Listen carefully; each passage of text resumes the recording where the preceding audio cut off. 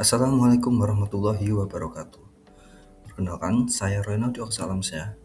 Di sini saya akan mempresentasikan materi perekonomian Indonesia terkait strategi menghadapi middle income trap bagi Indonesia. Langsung saja. Yang pertama, apa itu definisi dari middle income trap atau MIT? MIT adalah kondisi di mana suatu negara terjebak di pendapatan menengah atau terjebak hanya menjadi negara berkembang dan kesulitan untuk naik menjadi negara maju. Penyebab umumnya adalah produktivitas yang lambat, daya saingnya menurun, dan hambatan pada sektor industri. Ini berkaitan erat dengan visi Indonesia Emas 2045, yang mana kita harus mencari solusi strategis keluar dari jebakan pendapatan menengah atau negara menengah. Hal tersebut dapat dicapai dengan pertumbuhan ekonomi yang tinggi, pertumbuhan ekonomi yang inklusif, dan status negara maju pastinya akan bisa dicapai. Berikut ada tantangan Indonesia untuk menuju negara maju. Yang pertama, ketergantungan tinggi kita pada ekspor yang mana komoditasnya masih mentah. Nah, itu perlu kita atasi karena apabila komoditas yang masih mentah itu kurang menambah nilai bagi ekonomi kita.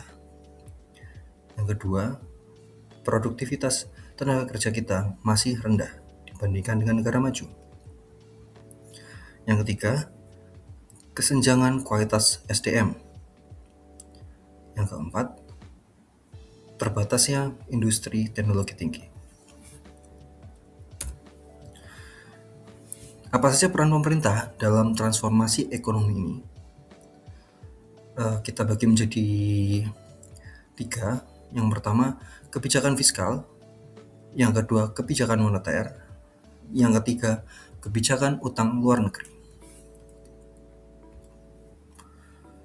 Yang pertama, kebijakan fiskal. APBN sebagai penggerak. Di sini peran pemerintah melalui Kementerian Keuangan berfungsi menstabilisasi dan mengalokasikan pembangunan untuk menghindari jebakan MIT.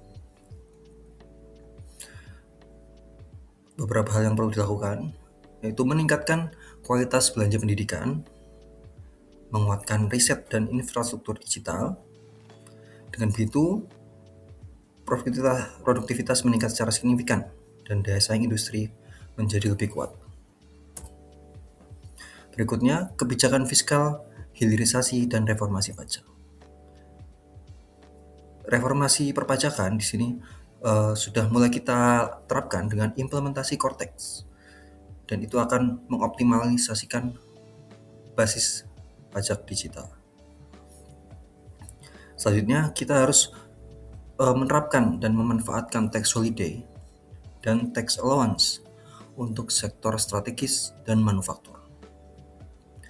Berikutnya, kita harus mengembangkan industri baterai listrik sebagai ekonomi hijau dan pasar karbon sebagai pilar transformasi dari ekonomi komoditas menuju nilai tambah tinggi. Untuk kebijakan yang kedua, kebijakan moneter, menjaga stabilitas. Di sini peran BI sangat penting karena BI yang sebagai pelaksana kebijakan moneter. Di sini BI harus menerapkan kebijakan bauran atau policy mix untuk menjaga stabilitas ekonomi, menciptakan lapangan kerja, dan fokus pada pengendalian inflasi. Dengan begitu, stabilitas nilai tukar rupiah dan sentimen positif untuk investor global bisa tumbuh secara inklusif. Selanjutnya, kebijakan moneter, digitalisasi, dan sektor produktif. Nah, di sini peran BI harus memberikan insentif berupa likuiditas guna mendukung sektor manufaktur dan hilirisasi. Perluasan akses kredit bagi UMKM harus diperkuat juga untuk membuat institusi ekonomi yang lebih tangguh. Selanjutnya, begitupun digitalisasi, BI Fast, dan QRIS dapat menjadi pilar utama guna meningkatkan efisiensi transaksi untuk mendorong produktivitas. Untuk kebijakan yang berikutnya, yang ketiga adalah kebijakan utang luar negeri. Untuk prinsip utama utang luar negeri itu harus prudensial atau prudent. Intinya mengutamakan aspek kehati-hatian dan produktivitas melalui penguatan institusi nasional. Menjaga rasio aman batas. Nah, di sini peran pemerintah juga harus menjaga rasio utang tetap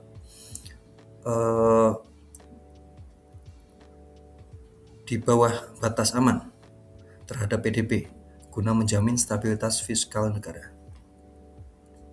Untuk tindakan yang berikutnya, alokasi dana prioritas. Itu pemerintah harus fokus pada infrastruktur modern, energi terbarukan, dan percepatan transformasi digital. Yang berikutnya, kemandirian SBN hijau. Di sini peran pasar domestik melalui Grand Sukuk untuk mengurangi ketergantungan pada modal asing atau utang luar negeri. Kesimpulannya, kita harus berfokus pada peningkatan produktivitas nasional dan pengembangan teknologi digital.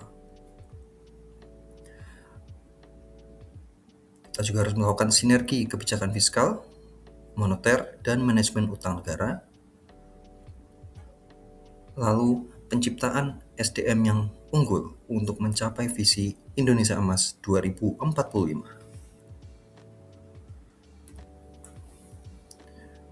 Demikian presentasi yang dapat saya sampaikan. Apabila ada kesalahan, mohon maaf. Terima kasih. Wassalamualaikum warahmatullahi wabarakatuh.